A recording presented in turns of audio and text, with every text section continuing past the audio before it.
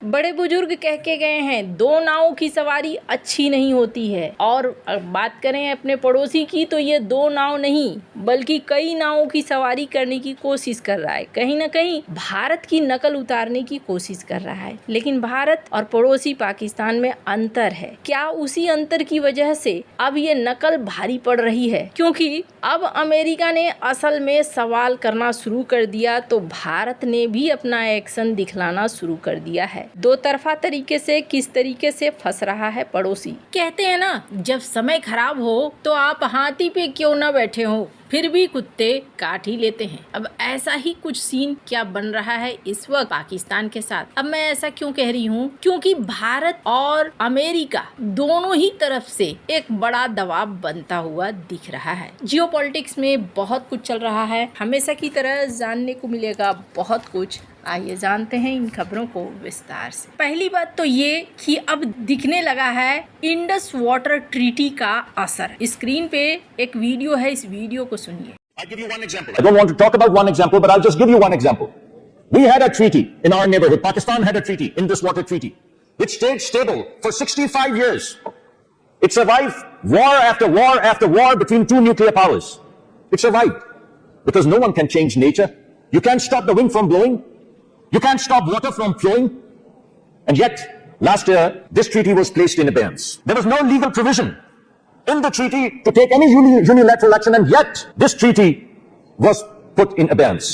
And it wasn't put in abeyance because it was legally defective. It was put in abeyance, or so it is suggested, because it did not serve the politics of one country. So it was the politics that basically defined whether the water in times to come, the nature in times to come, shall continue to behave in the way it has been behaving over millennia. There's no legally binding multilateral framework that can compulsorily kind of lead this judgment. यहाँ पर आपको देखने को मिल रहा है पाकिस्तान के expert अब कौन सी बातें कह रहे हैं। वो कह रहे हैं कि इतने साल तक युद्ध चला, बहुत सारी चीजें हुई, लेकिन इंडस वाटर ट्रीटी कभी भी नहीं हटा, पर अब भारत ने उसे हटा दिया। इंडस वाटर ट्रीटी को लेकर इनके विदेश मंत्री और उप प्रधानमंत्री भी अपने बयान जारी कर रहे हैं कि ये भारत ने बिल्कुल ठीक नहीं किया, ऐसा भारत को नहीं करना चाहिए। पर इन सब के बीच में यूएन में भारत खुलकर कह रहा है कि भारत के खिलाफ सीमा पार आतंकवाद का बढ़ावा देना बंद करो, और अगर ऐसा नहीं करते हो तो फिर भारत को ऐसे सीमा पार आतंकवाद से अपनी रक्षा करने का पूरा अधिकार। स्क्रीन पर इस वीडियो को देख। हालांकि ये देखने को मिला कि शी जिनपिंग से मिलने के बाद शहबाज शरीफ थोड़े आक्रामक मोड में नजर आए, और जब बकरीद की इन्होंने बधाइयां दी तो वहां उन्होंने कश्मीर को लेकर भी अपनी बात रखी। कश्मीर और फिलिस्तीन दोनों का ही उल्लेख किया है इस ट्वीट में, देख सकते हैं आप। लेकिन इस पाकिस्तान को क्या पता कि जिस ट्रंप के साथ इन्होंने दोस्ती की, जिस अमेरिका के साथ इन्होंने दोस्ती की, उसको लेकर किसिंजर पहले ही कह के चले गए हैं अमेरिका की न तो दोस्ती अच्छी और न ही दुश्मनी अच्छी। दुश्मनी तो चलो फिर भी ठीक है, लेकिन दोस्ती तो उससे ज्यादा खतरनाक है। क्या ऐसा ही होता हुआ दिख रहा है? स्क्रीन पर एक ट्वीट देख रहे हैं, कौन है ये है लिंडसे ग्राहम, डोनाल्ड ट्रंप के बेहद करीबी। और अब इन्होंने अमेरिका और ईरान के बीच चल रही बातचीत में मध्यस्थ के तौर पर पाकिस्तान को लेकर टेंशन जता दिया है। उन्होंने इस्लामाबाद के रुख को कहा है कि ये खुद प्रॉब्लम वाली चीज है, काफी ज्यादा समस्याग्रस्त है। इसके अलावा उन्होंने साफ करने को कहा है कि अच्छा बताओ पहले पाकिस्तान अब्राहम एकॉर्ड में शामिल होकर इजराइल को मान्यता देगा कि नहीं देगा।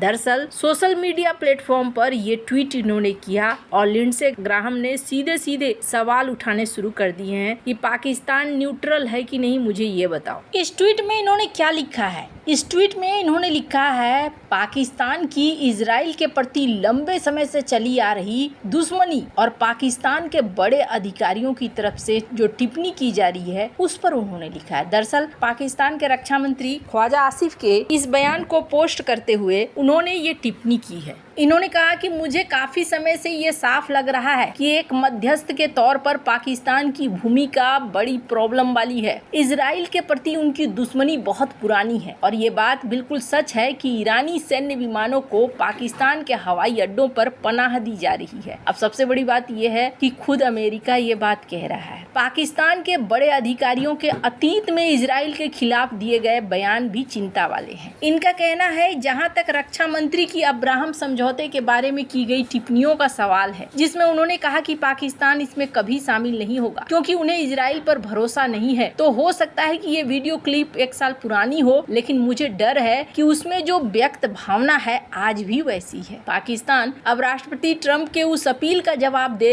जिसमें उन्होंने पाकिस्तान से अब्राहम समझौते में शामिल होने का आग्रह। ये जो वीडियो थी ख्वाजा आसिफ की, उसको लेकर इन्होंने ये बात कही है। हालांकि कुछ मीडिया हाउस इसे हाल का बता रहे हैं तो कुछ मीडिया हाउस इसे 1 साल पुराना बता रहे हैं, पर ख्वाजा आसिफ ने अपनी बात जाहिर कर दी थी। अब मामला सिर्फ यहीं तक नहीं रहेगा। अमेरिका कहीं न कहीं पाकिस्तान के ऊपर दबाव भी बना रहा है। इसका एक एग्जाम्पल देखिए, इनके जो ट्रेड मिनिस्टर हैं वो क्या कहते हैं। स्क्रीन पर इस वीडियो को सुनिए।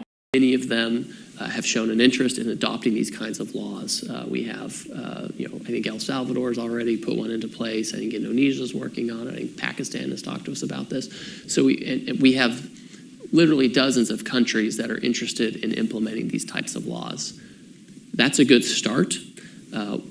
Really what matters is, are you actually effectively enforcing these laws? It's not really a situation where a country can come to me and say, hey, I implemented this law, I'm golden.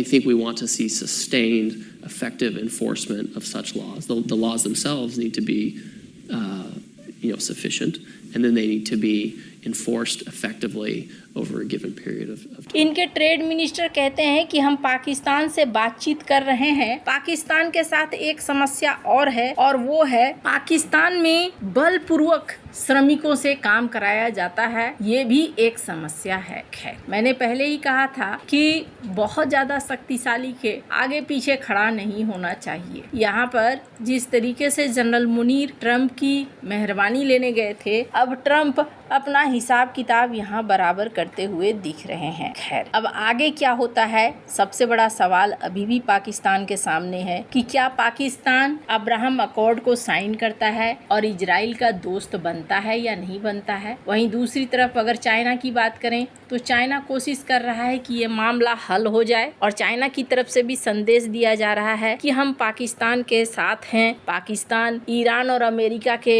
समस्या को हल कर रहा है, तो इसके लिए हमारा रवैया ये है कि हम पाकिस्तान के समर्थन में है कि हाँ जी, इस समस्या को समाप्त कर दो। लेकिन अभी भी सवाल है ये है कि क्या पाकिस्तान सचमुच में ईरान और इजराइल के बीच में शांति स्थापित कर पाएगा। इजराइल की बात जहाँ तक है तो इजराइल की मर्जी जब तक नहीं होगी तब तक कोई भी उसे रोक नहीं पाता है। ये चीज हमने लेबनान में भी देखा। लेबनान में भी यही सीन देखने को मिल रहा है। अभी भी एक तरफ सीज फायर की बात चल रही है, लेकिन हमले तो लगातार हो ही रहे हैं। अगर यही सीज फायर कहलाता है तो काहे का सीज फायर। वैसे आपको क्या लगता है, आने वाले दिनों में क्या हो सकता है? क्या दोनों तरफ से पिसेगा? कमेंट कर अपनी राय जरूर बताएं। जल्द मिलते हैं अगले वीडियो में नई खबर के साथ।